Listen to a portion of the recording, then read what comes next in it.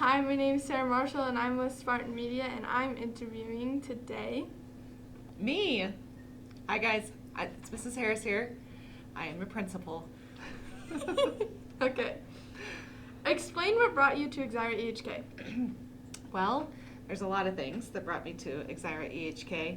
I have been looking for a principal's job for probably the last 10 years, actively, and I just never had an opportunity. I had lots of interviews. I knew that I wanted to be in a small town setting. Either that or I wanted to be an assistant principal someplace because being the head person really kind of scared the heck out of me.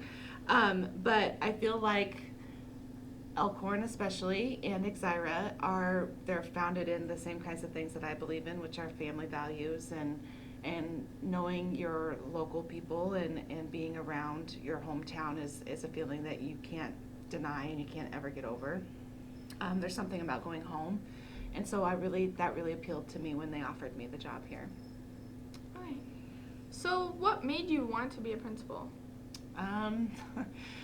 I never really thought I was going to be a principal. I thought I'm just going to stay in the middle level and teach reading and English and just love it. And I got an opportunity to become a coach when I was at Trainer. And through that opportunity, I was able to work with teachers on their instructional practices and the things that they're doing in their classroom to help improve student engagement and student achievement. That's the word I'm looking for. And that really kind of spurred me to even start to pursue a principalship even stronger, because I thought the way that we change kids' attitudes about school and the way that we increase our student achievement is by having really strong teachers in the classroom. And I've always liked that aspect of coaching people, and so that's why I kind of wanted to be a principal. What has been the most exciting part of your career so far? Well, teaching is an amazing career, and I will always call myself a teacher first. That's how I introduced myself at the beginning of the year. But I've had over 1,200 students myself. Wow. Yep. And I've been a teacher for 18 years. And I think that each and every one of them is important to me. And even though I might not remember them when I see them in stores and on the street and at basketball games and wrestling matches and those kinds of things, I still try to go to at all of my old schools. I think that it's really neat when you can run into a kid and have them go, "Hey, Mrs. Harris, do you remember me?" And building those relationships and having kids want to be your friend on social media after they've graduated and getting to see where their lives go after they leave me and leave the schoolhouse is kind of really cool. And so that's probably the most exciting part of my teaching career. That's awesome. So, what encourages you to keep motivating the students here at school? I think one of the things that motivates me is that I'm a learner. Like, I love to learn. I'm always constantly looking for another book to read or another class to take. I think too that for me, learning was not easy. I struggled to read until I was in 4th grade. And when it finally started to click for me was my freshman year of college. And so I was like, oh, maybe I can do this. And so I think that anytime you're looking at your future, the thing that you have to remember is that everybody wants to be better than what they are right now. And our paths are just different. And so we have to just keep remembering that it might take us a while to get to where we want to be, but we can all achieve that. And so I think anything I can do to build relationships with kids can help them stay motivated, because I can then understand what their main goals are. Who has had the most positive influence on you in life so far? Well, I can't answer that with just one person. So I would say the most positive teaching aspect has been from the class that I had my 3rd year of teaching. It was 22 kids, and 11 of them were from different countries. So I lovingly called them my United Nations. And They all spoke different languages as their first language, but they all were learning English or in the process of learning English, and they were third graders, and they were amazing. And they probably had the most impact on me as an educator, as a teacher, because I had to do things completely different from the beginning of class until the end of the day, and then for the whole entire year. But then, of course, my parents, who are both educators. My mom was a teacher for 40 years, and my dad was a teacher for 32. And so, and he was a coach too. So they've really kind of kept me grounded as to who I am, and I, you know, I live on my compound. But they keep me really grounded. My family keeps me really grounded. We're all there together.